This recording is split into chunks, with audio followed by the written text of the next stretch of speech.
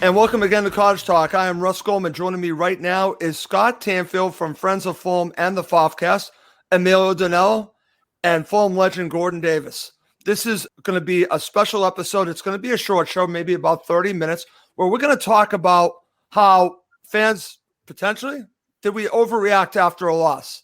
Did we overreact after the loss to Blackpool? It's been a rough week for Fulham supporters, so we're going to talk about that in just a bit. But before we do anything else, I'm just going to welcome everyone to the show. First, Mr. Di Nello, how you doing tonight? You looking forward to doing this?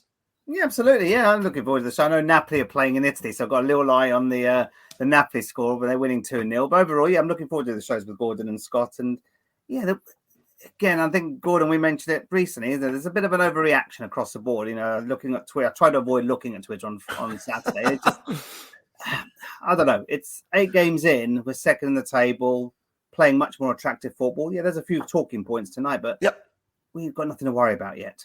Let's just focus on the games. I don't think we've got anything to worry about unless the wheels keep coming off. But at the moment, there's enough quality in this squad, albeit with a few injuries, for us to do well this season. So I'm not worried at all at the moment. Okay. All right. Gordon, I look forward to getting your thoughts about this because, again, one of the things I've been focusing on, maybe I'm overreacting. I'm one of the people overreacting. I'm going to put my hand up. I've overreacted twice to losses. So I need to get that in check. I'm actually going down the Emilio Di Nello way right now, which is, a little negative. So I need to keep that. That's why it's good to have you on here, Gordon. But, again, thank you for joining us tonight. No, that's fine. I'm quite happy to discuss quite a few things with regards to supporters and, shall I say, social media. And yes, it's just one of those situations, and it is nice to hear Emilio being, shall we say, absolutely positive. I know, and there's nothing to worry. And there's nothing to worry about. Give it another 45 minutes, or give it another couple of games, and then we can start worrying. So it's good to see that positivity coming out from Emilio already. It is, Gordon, and it's definitely your influence. You have influenced him, so thank you. You've actually turned him around, as opposed to negative. I don't think I'm negative. I'm just more grounded and just being sometimes realistic as well. Okay, very good. Okay. We'll use a different phrase then. Okay. Okay. Mr. Tanfield, thank you for joining us. And listen, we've talked about this before we started, and I overreacted. Scott, I think maybe you might have overreacted just a little bit after the loss. And let's just start here. Where did you come up with Silva is a fraud? Do you understand where you came up with on that? I'm not kind of seeing where I overreacted, to be honest with you, Russ. I mean, I thought I was perfectly plausible, but I think we all knew where that come from. I mean, I thought I woke up in the morning thinking to myself, where did that come from?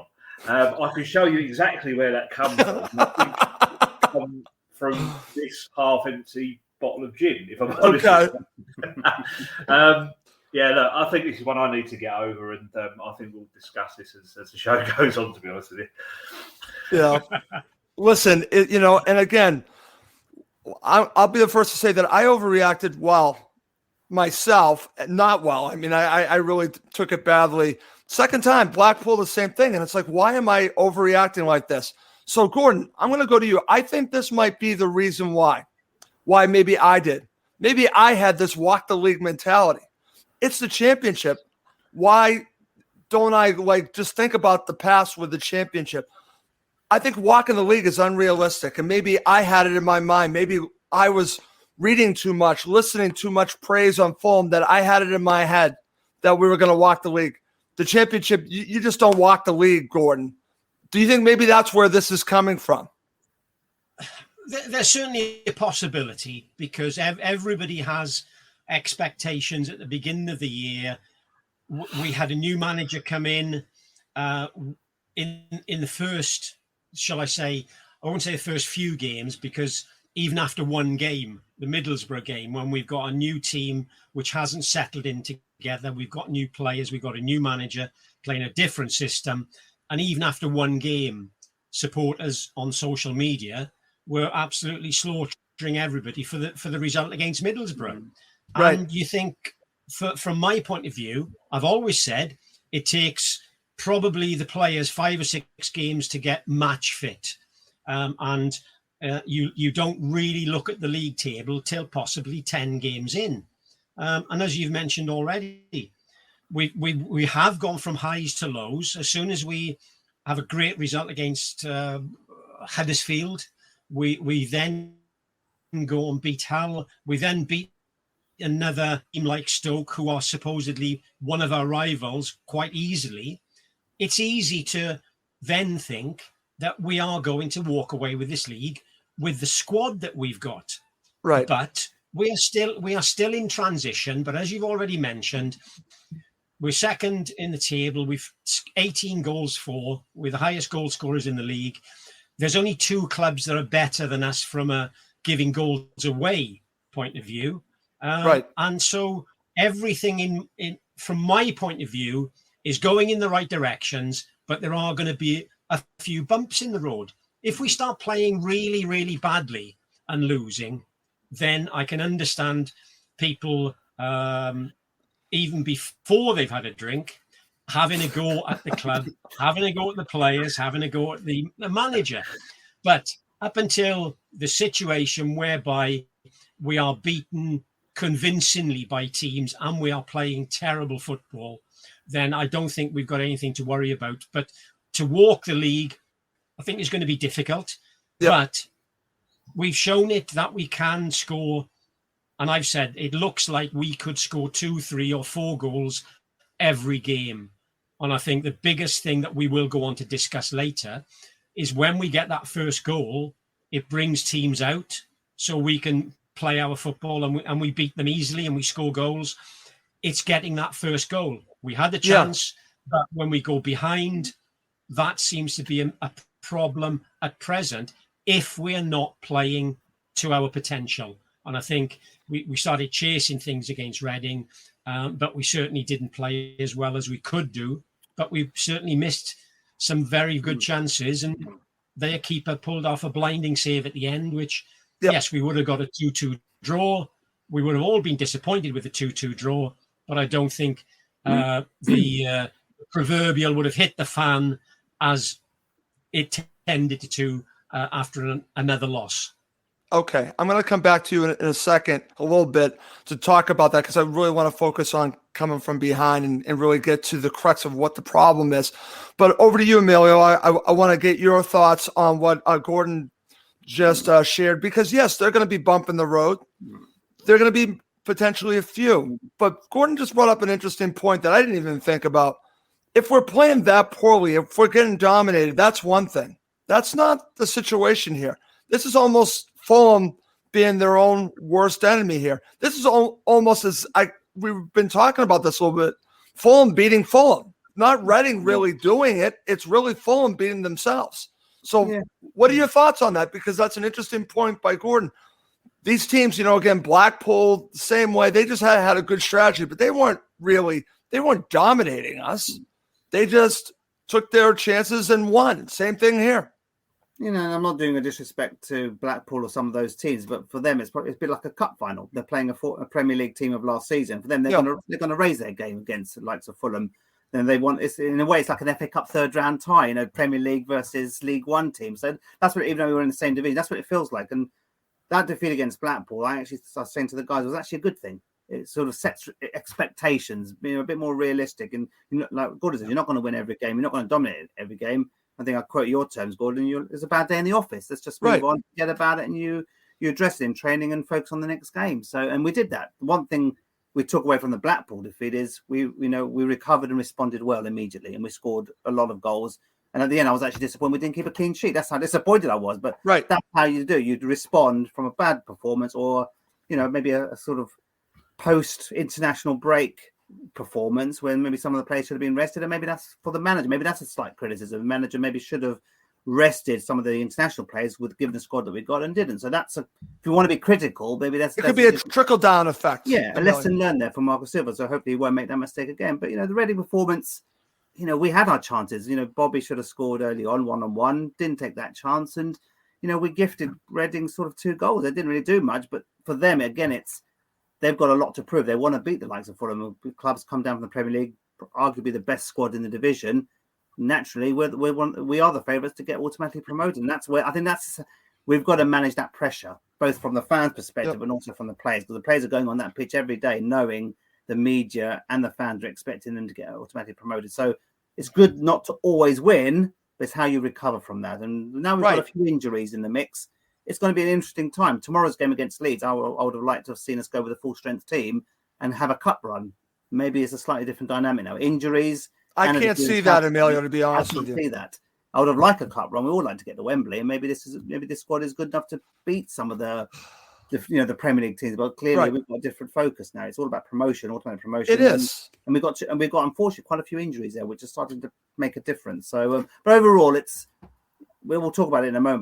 But again, it's good that we're not winning every week, because it just keeps the focus going. Gordon, you can probably talk as a former player. Clearly you want to win every game, but you have to take the highs with the lows, and it's how you respond to that psychologically here. Right, and that's a good point. And Scott, I want to go to you because, again, maybe I fell into the trap. I want to go back and talk about this, and I'm glad that Gordon mentioned it this way. When you talk about the victories, right, and Fulham are on a roll, and you're thinking it's just going to continue, like you get it in your mindset, you're expecting the win. And I've had a few people say that they went to Craven Cottage. We even talked to Joe, who was going to Craven Cottage expecting the victory.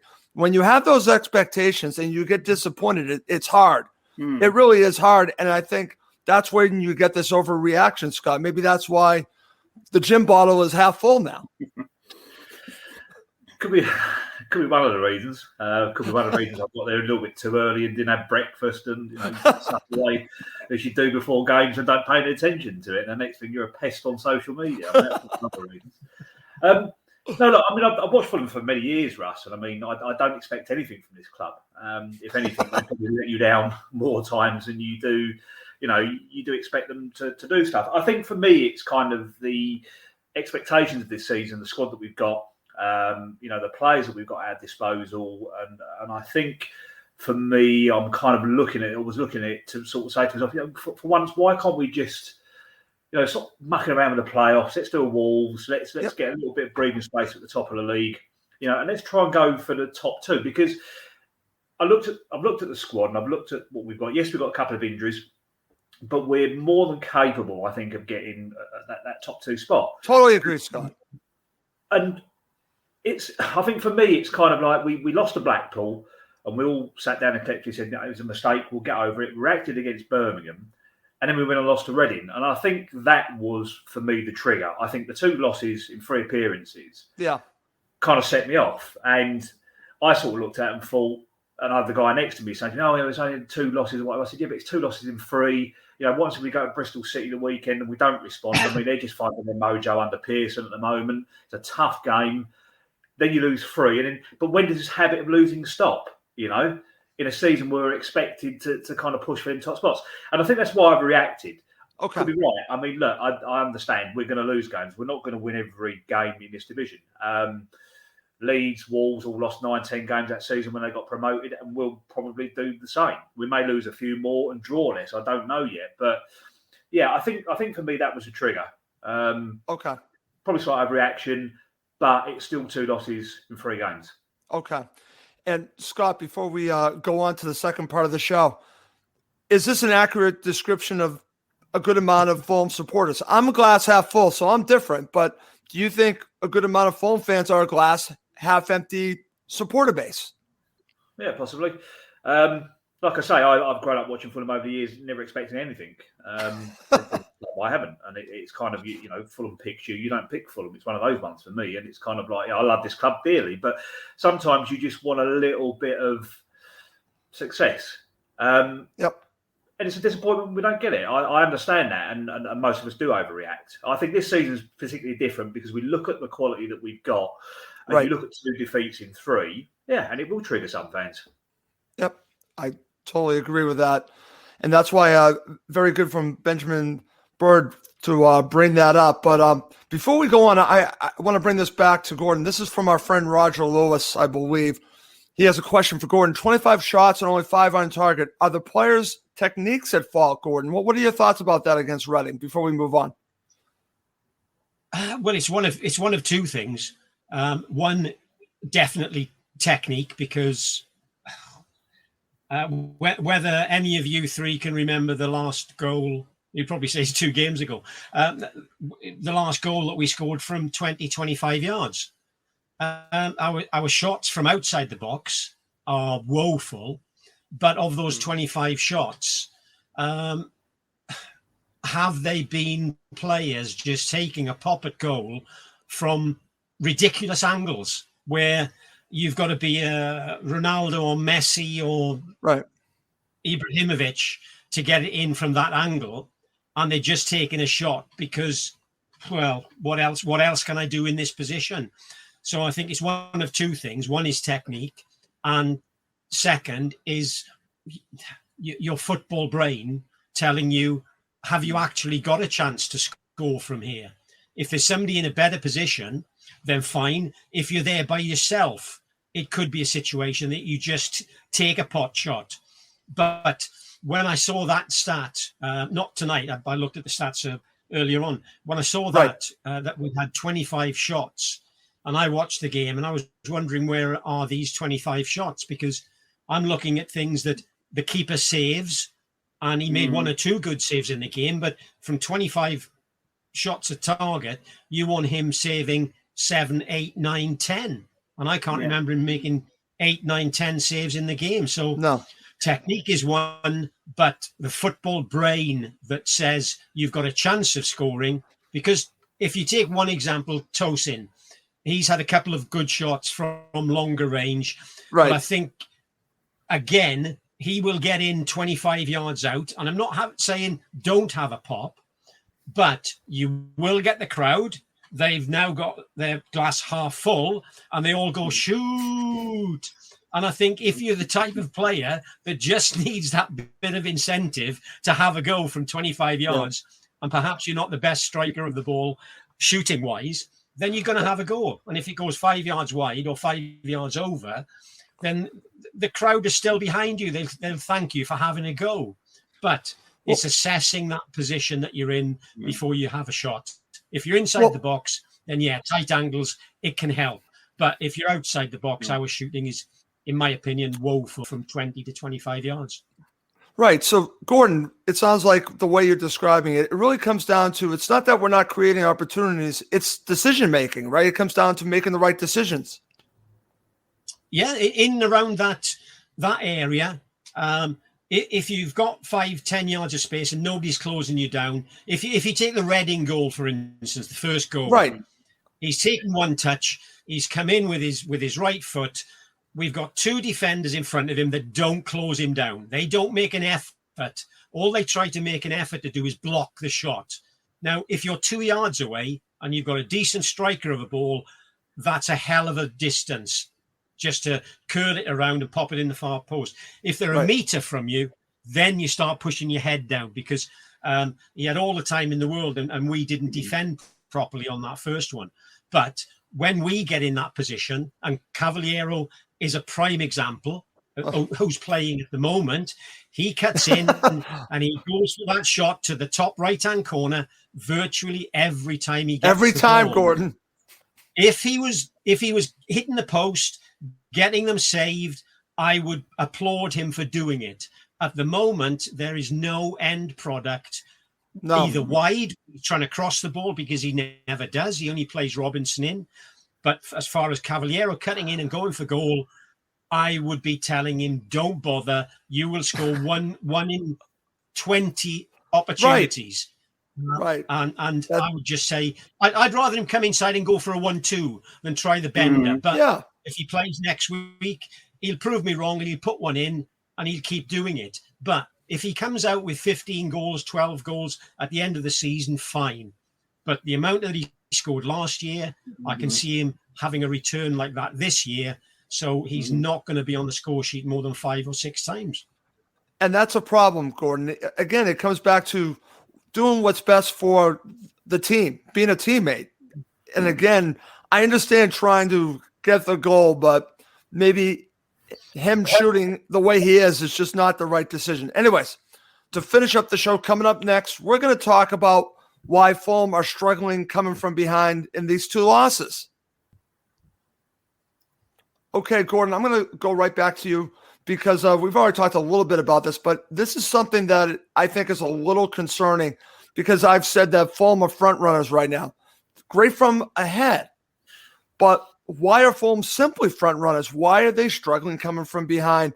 And you touched on it a little bit, so I want to go to you, and then I want to go to Scott and Emilio and really talk about this, because to me, this could be the difference between getting automatic promotion and playoffs is being able to come from behind and win matches like this. Are they panicking when they get behind? Maybe there's a little bit of that going on. What are your thoughts on when they go down a goal, they seem to struggle a little bit and they're not able to get that equalizer? Yeah, it is frustrating when you look at a team that have the ability to score, as I've mentioned earlier, 2, 3, 4 goals a game, because we have got the players there to do it. And when the game is stretched and we have a bit of space, we are generally tearing teams apart. And I looked at Harry Wilson, especially in the second half at the weekend, and he made 3 or 4 of those out to in runs, but he wasn't picked out once. Whereas Birmingham, he made the one, Chalabar knocked the fantastic ball into him. He's through 1-on-1, he just slides it in. A la, rest in peace, Jimmy Greaves. And he made 3 or 4 of those runs, wasn't picked out once in the second half. And you could see his frustration because he knew that A, he was onside, B, he'd beaten the fullback. But I think when you've got 10 players in front of you and we have got to break them down, I honestly think we still try to beat them by passing the ball and keeping possession and trying to work that one glorious chance where it gets the byline, it's cut back and it's side-footed in.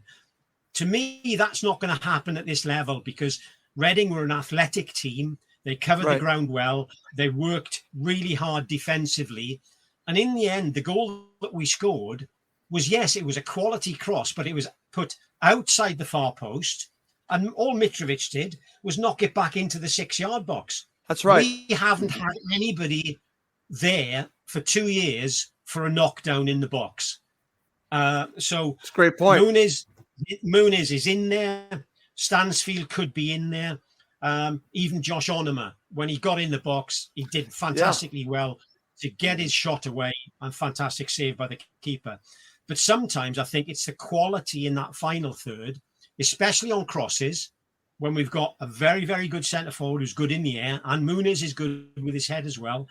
I do think that some of the balls that we put into the box are half-hearted balls and just balls that are clipped into an area, hoping that somebody's got to get on the end of it. I think the quality from the wide positions is very, very poor. And as we've mentioned, Cavaliero, and I know that probably the other 2 guys are going to agree with me, I think he's had his chance for the moment. I don't think he should be in the team. And to be perfectly honest with you, I mentioned this when Robinson joined the club. I said I could honestly see Robinson and Bryan playing on the left-hand side together. You said that. I remember that, Gordon. We can go forward, the other just fills in. So you haven't got a 50-yard run forward and a 50-yard run back. And both of them can put good balls in the box. But I don't think Joe Bryan, has had a chance playing left-side midfield. I think he could do it. And I think he's probably one that puts... outside of Wilson, he's probably one that puts a great cross into the box. And when you then know that you've got good service into the box, the forwards can actually attack different areas. Right. At the moment, that quality isn't there. And I think we struggle when we're trying to break down a 10-man defense. And one way is putting good balls into good areas in the box. And we don't do it enough. That's a great point. Over to you, Emilio. I want to get your thoughts on what Gordon just shared. And not to pick on Cavaliero, but we're going to do it because he really has been poor and at times, I think, selfish in the way he's approached this. because there might be someone else better suited pass-wise instead of him taking the shot. And like Gordon just said, the crosses in the box have just not been good enough. What are your thoughts on what he just shared? Because when we're struggling to get that equalizer, maybe they're trying to do that perfect pass situation. But could I say one thing, Russ, before could I just say one thing before Emilio answers? One person we have missed, and he's the 19-year-old. Yes. Yeah. And he's injured. He's getting into that box. He's getting into those areas. That's a great point. And for a 19-year-old, we've missed him in the last few games. We have. Yeah. That's a great point. Go ahead, Emilio, and then I'll go to Scott. No, that's a great point. I was going to make that. So yeah, we have missed Fabio, to be honest. Just because he rarely gets picked out again. He's just floating into the box and just picking up those loose balls. And we have desperately missed him the last few games. And I think we've been wasteful at times. Our passing has been sometimes a little bit too complacent, a little bit predictable, I think, at times. And maybe there's an argument some of the teams are starting to work us out. I know it's only 7-8 games into the season, but there's an element of maybe our team starting to suss us out, and then maybe there's a bit. I think there's a bit of that comes into play. Cavallero gets a lot of stick from the fans, me inclusive, and Gordon and Scott, I'm sure. But I thought in second half he was probably one of our better players. And single me out if you think I'm talking nonsense, but he tried to make things happen. He had a much better second half than the first half. He was dreadful. Second half, if I remember rightly, he had a good shot on goal that the keeper made a save, and that could have gone into someone else's feet if I recall. Overall, Cavallero, he's had chance after chance, but then look at Bobby Decordova-Reid on the other side. How many chances did he waste on Saturday? We should have been 1-0, 2-0 up before Reading even got a sniff of a chance. So both of them are sort of underperforming at this level, But again, Bobby's more of a fan's favourite than Cavallero. So if anyone's going to get criticism, we've criticised Cav for having a poor game, but we haven't criticised Bobby for missing a couple good chances on Saturday. So I want to be balanced here. I think both may be as bad as each other. And Emilio, Bobby's miss, I think, set a chain reaction because if he scores there, it's a different match. Yeah, exactly. And I think, but I agree with what Gordon says, but we're also very predictable in our play. Again, we are trying to walk it in. Maybe I've seen some people commenting that we seem to be like Arsenal under Arsene Wenger, just trying to pass it once too often and just trying to walk the ball into the net. And when Wilson, I thought, had an off game, I agree with Gordon. There were a few moments in the second half where he made some good runs, but nobody picked him out. And at times our passing was a little bit more static, wasn't it? We weren't running at the same velocity as we normally want. We had maybe a little bit tired there, playing 3 games in a week. We shouldn't underestimate that as well. I know the other teams have also got to play 3 games in a week. Right. When you're playing at the full pace and we're playing 60-70% possession and playing relentless football, it's not always going to click. And I think that's where when Reading play a certain way, and many teams are going to play the same style against Fulham, they don't have to play at 100 miles an hour in the game. We've only got one way of working. So what's our plan B now? So maybe this is what we should be focusing on. What is our plan B? When we're ahead or when we lose? Our plan B when we're ahead is go and score more goals. But we struggle, 2 games gone behind. We need to work out what that plan B is. And I just think we need to be a little bit more clinical with our finishing. We were wasteful on Saturday and we're too predictable in our passing at times. It's a great point, Emilio. And Scott, I'm going to go to you because while he's saying this, while Emilio's talking about being predictable and needing a plan B, I'm thinking about Reading more so than I am thinking about Blackpool. Did Reading just give a blueprint to how to play against Fulham, especially when you get up a goal? This is a concern of mine because then you definitely need a plan B. While other clubs come to Craven Cottage and try to mirror what Reading just did, and then it's going to be up to them to break them down. But to Gordon's point, going back to the crosses in the box, maybe missing Fabio, there are factors here. But when they get down a goal, they're going to have to really find another way and try not to be, as Emilio said, predictable, Scott, because they're trying to make that perfect pass. Sometimes you just need to make a pass to get you in a good position. What are your thoughts about all this? Yeah, I mean, you're not at this level going to get that perfect pass in every game. It's just not going to happen. I mean, I took a neutral with me to the game, and when I ran that stat past him, and I couldn't believe it the other day when it was 25 attempts to their 6 or whatever, he said, I didn't see 25 shots on goal. And that's coming from a neutral. I know that we're going to be sort of more biased and probably say, that we did. And, we always see the higher end of games. But, that does tell me that obviously we weren't clinical enough and we weren't getting enough on target. I mean, for me, I don't know if anyone else kind of see this, but for the first 10 minutes, we zipped that ball about. We played quick balls. And I thought to myself, here we go. We're going to get into a stride here. And I think we're going to kill these off and get an early goal. when that goal didn't come after 10 minutes, Reading dictated and turned the game. That's right. Great point. They got ugly. They got physical. They wasted. I mean, we haven't even mentioned about their goalkeeper yet. I mean, I don't know if you've done it on a decent show, but they worked us out from the 10th minute, personally. And when they disrupted our game, I found that we found it difficult to get back into a rhythm. They wouldn't let us play the ball. And we just struggled. And like the guys have been talking about here, we don't seem to have a plan B. And when teams come at us like that, we are going to need to adapt and not necessarily go out and pummel them 4-1, 5-1, right? But maybe get around these teams and beat them 2-1. But at the same time, defend games and look at strategies of how we're going to do it. Then it comes back to being clinical as a side. Yes, look, I'll stick my hands up. I mean, he frustrated the hell out of me.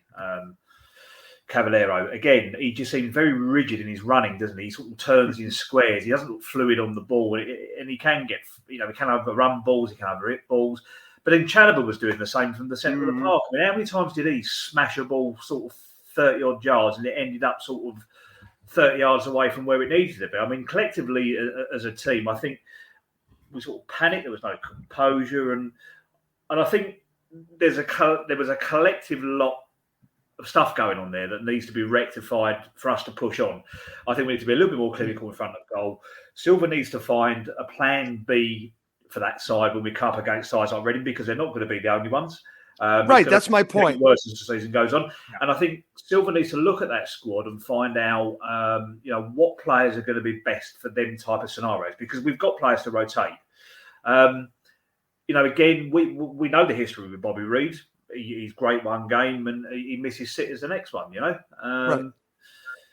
Yeah, I don't know. Look, I mean, we can continue talking about this, but I think for us, the most important thing is actually finding a plan B, I think, because a lot of teams are going to do this time and time again over the season. So Okay. Very good. Great comments from all of you guys. Gordon, back to you, because Scott just brought up something that I wanted to get your thoughts on.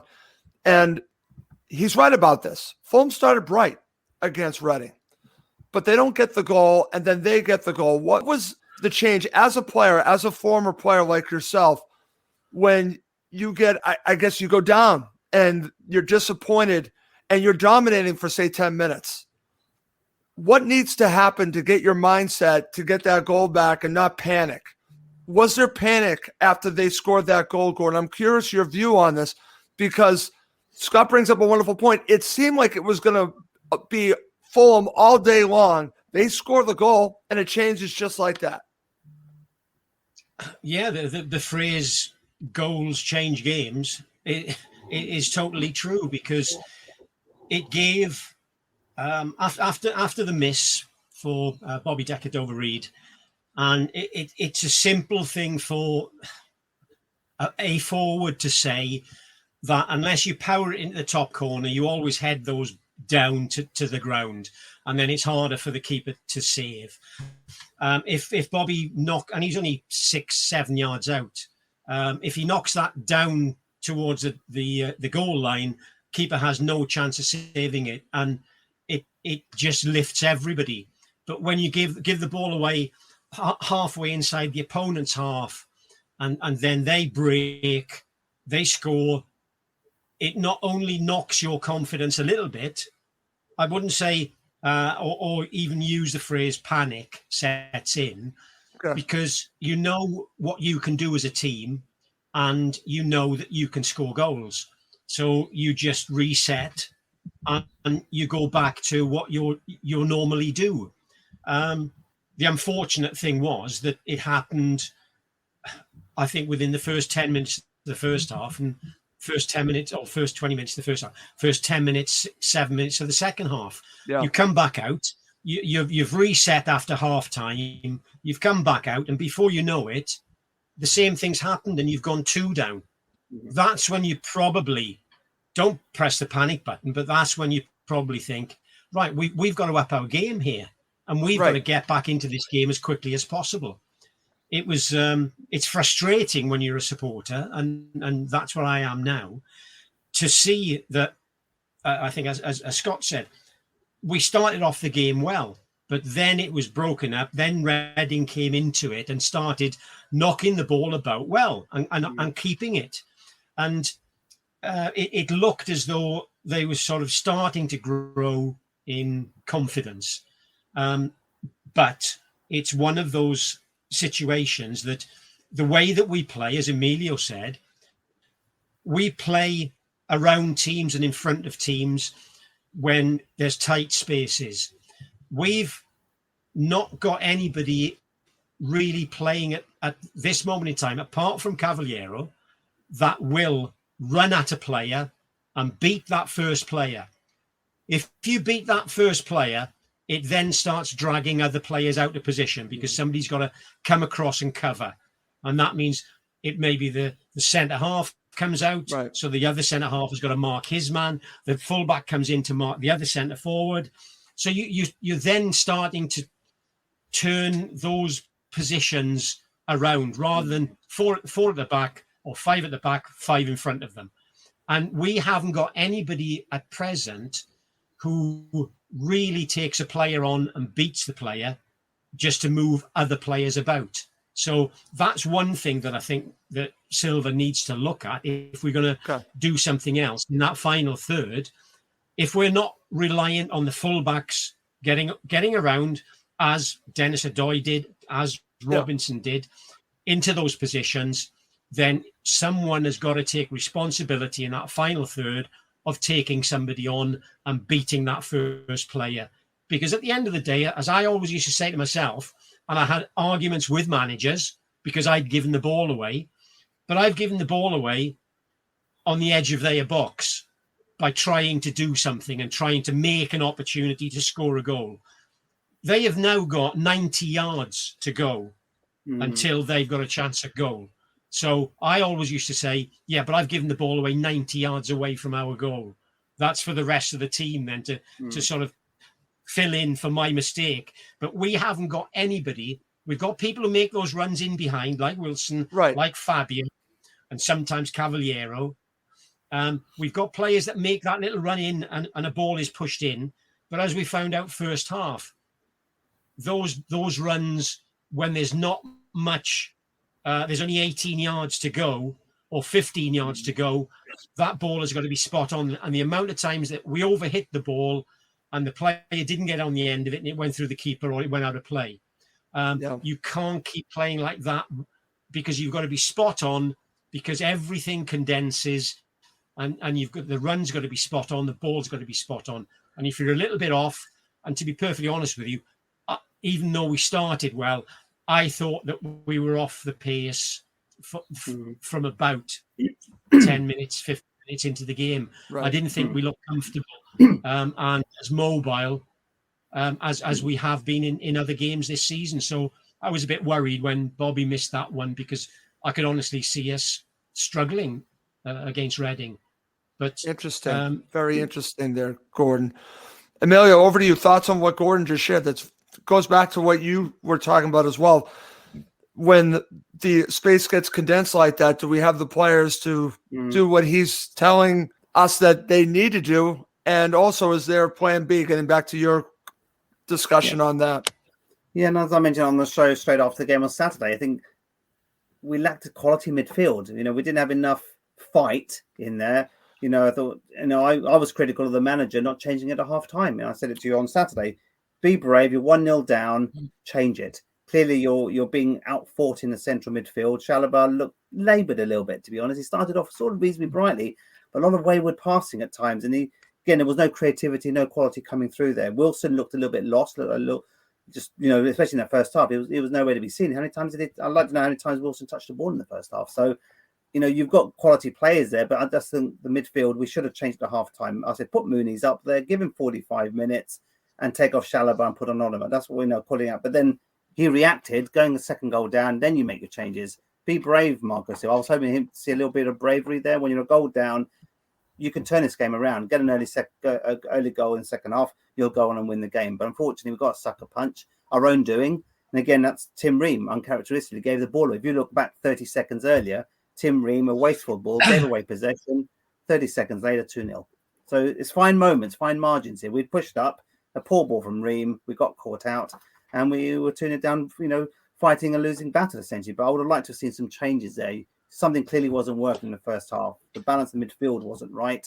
We were very lightweight, wayward with our passing, and very wasteful. Change it. Either take Bobby or Cav off, and bring on Onuma and Muniz. Be brave. Don't react. So that was my criticism of the man. Again, one has a right to reason. Put our reasons and criticism towards players and manager. But again, the manager, I thought maybe it was a little bit overreacting. I saw a few comments on social media suggesting maybe the manager could have been more brave and change it earlier, because clearly I think most people saw the first half after that 10-minute spell at the beginning, we were second best. Okay. Scott, I want to go to you because this is something we talked about on the last show. I was very critical of Scott Parker being reactive and not making changes quick enough. Emilio mentioned this in the show. He would have made a couple of changes at halftime. So what are your thoughts about this? Do we need to see more of Silva being more proactive instead of reactive? Because I think the moves on Saturday might have been more reactive. Your thoughts, and then I'll go to Gordon. All managers are going to have their faults. I think I read something, or we discussed something once. I think from a Watford fan, or someone at previous, or an Everton fan, yep. And they told me, they said that under Silva, you are going to concede a few goals. It is his style. You will score goals, but you will also concede goals. You'll win games 3-2, whatever it is, blah blah blah.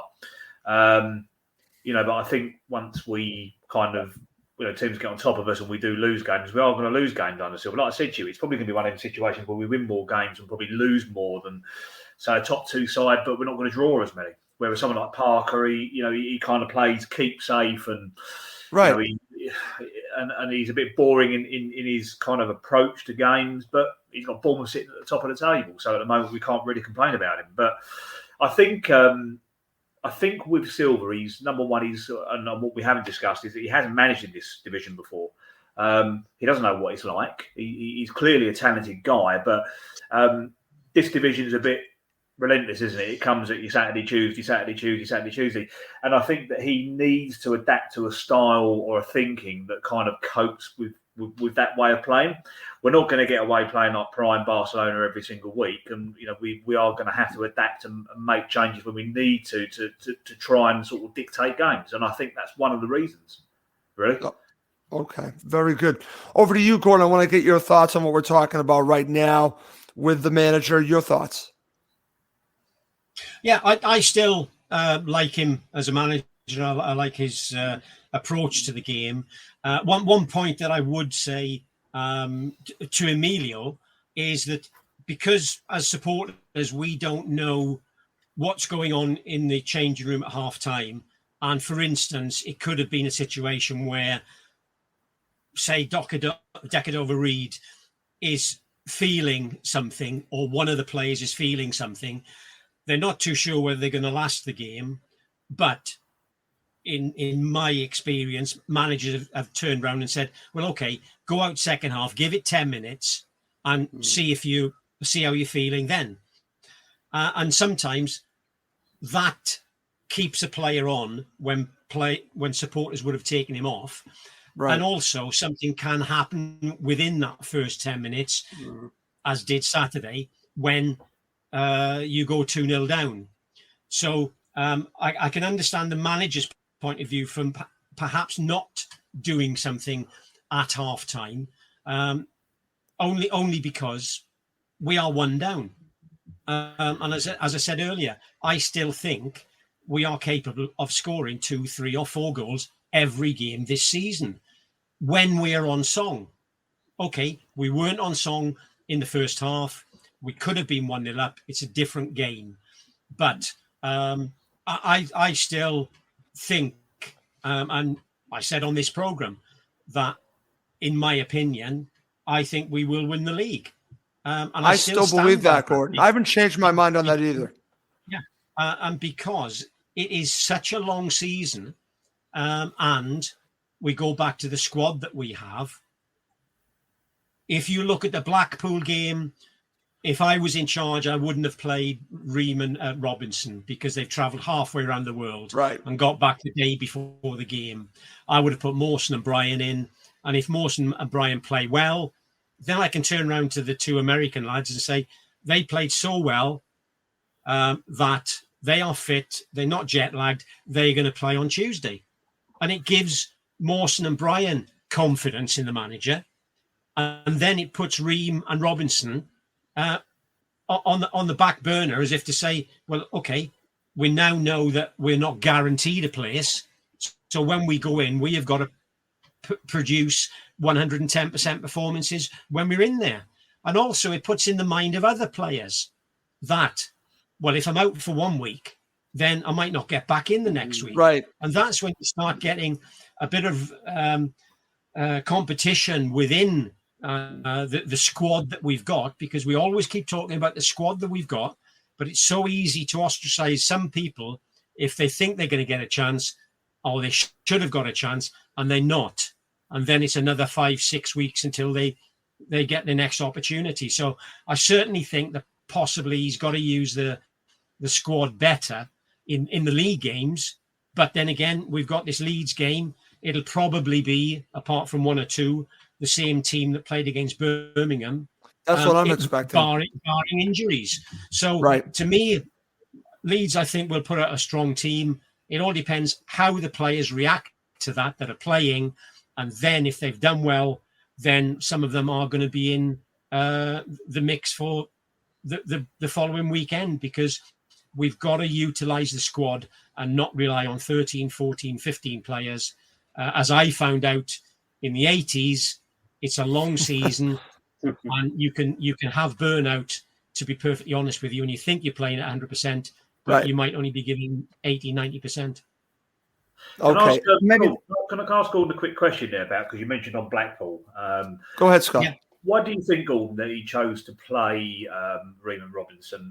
I mean, we could all see it, and we knew that they were tired. They were back, that evening before, whatever it was, and we all said that they're going to be knackered. Now, from a non-coaching point of view, I know we're fans and we're not paid to make decisions like a coach does, but it just seemed to be the most plausible kind of thing to do. And we all said it, and it all happened. Does that come back down to him not having the experience and actually sort of managing in that division and knowing how relentless it is, or do you just think it's just an error on his half? I think it's a basic error, because I think that obviously those two players are. It looks like if Tete was fit, then we'd all pick the same back four week in, week out. And I think because they've played well and we've got results, I just think he went back to what he thought was a winning formula. They are two international players. You expect them to give everything on that Saturday against Blackpool. But if you've got two players that are struggling, that not also puts a pressure on the left side of your defence, but it puts a pressure on the midfield players in front, because Ream could be calling the midfield players back because he feels tired, so they're not pushing forward.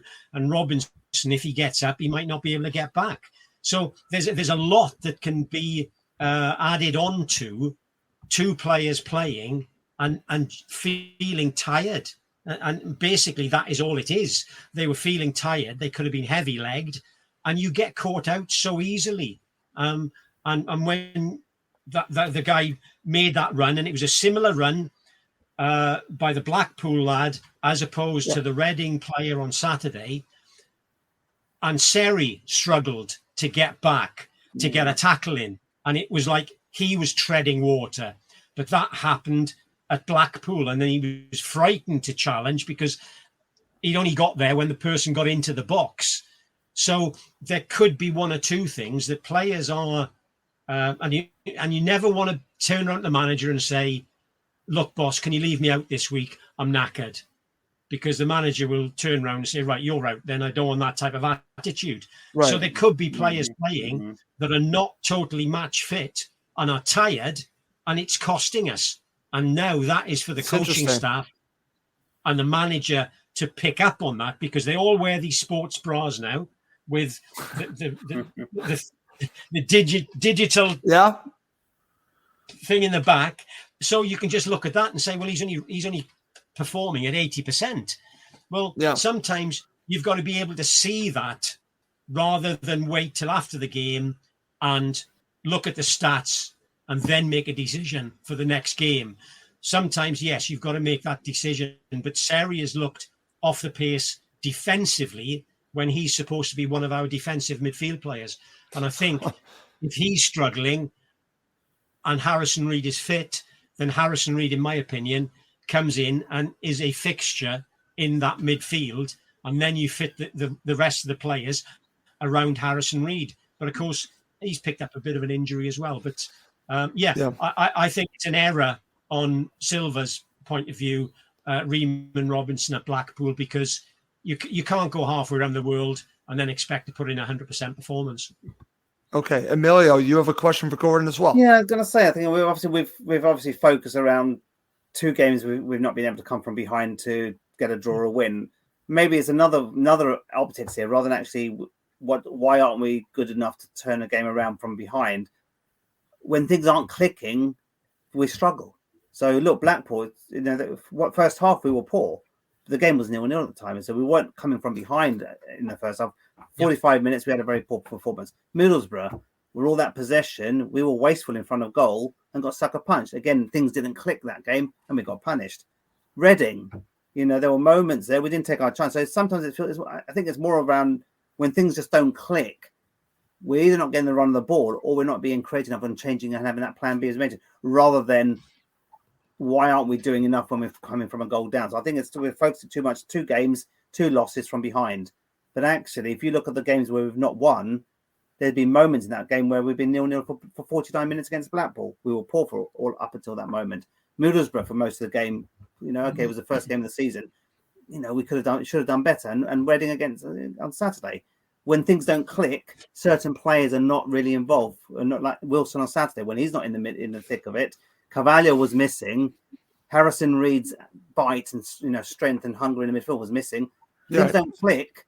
It's not. I don't think it's because we're behind and we've got a problem fighting back from behind. I think it's more of that. If it's not clicking, we haven't got another way of playing, and that's the problem for me. If you analyse each game, I can totally understand that. And if you look at the way that we play, very rarely do. Or this manager hasn't, and Scott Parker hardly did. If it's not going well, and Wilson's not in the game on the right, and Cavaliero's not in the game on the left, then lo and behold, in my day, then somebody would say, well, the 2 wingers change. And you get Wilson going down the wing and crossing with his left. You get Cavaliero trying to get down the wing and crossing with his right. And it just changes. To keep playing in the same manner and to keep all 10 outfield players in the same positions, if it's not working, then a simple thing is change 1 or 2 around. Put Wilson in behind Mitrovic and put one of the midfield players not out on the wing but slightly move the wider. Pieces around. Yeah. And then you push a right fullback in to the right side midfield. So there's things that can be done, and it's not rocket science. The 4 of us have been involved or watched football for a long period of time. And sometimes pundits, especially managers and coaches, and phrases that they use make it seem as though it's way above us because we're only supporters. So therefore, we can't really have a say because they know more than us. Yeah. They know as much as us. We know as much as them. And if it's not working, if it is working, you don't change it. Yeah. If it isn't working, then there's one or 2 things, easy things that you can do. Yes, you could bring subs on, all 3 subs on, all 3 change at half time, as sometimes people did many moons ago. But even just changing the personnel into a different position to give the opposition something to think about. Now, Reading, they may have still had 10 men behind the ball, But if you've got Wilson in the middle and 20 yards out, the likelihood is if you give him 2 or 3 yards, he will hit the target, whereas the other central midfield players won't.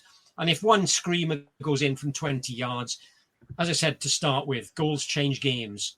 Right. And we need the players who've got the quality, and that's one phrase that Scott used.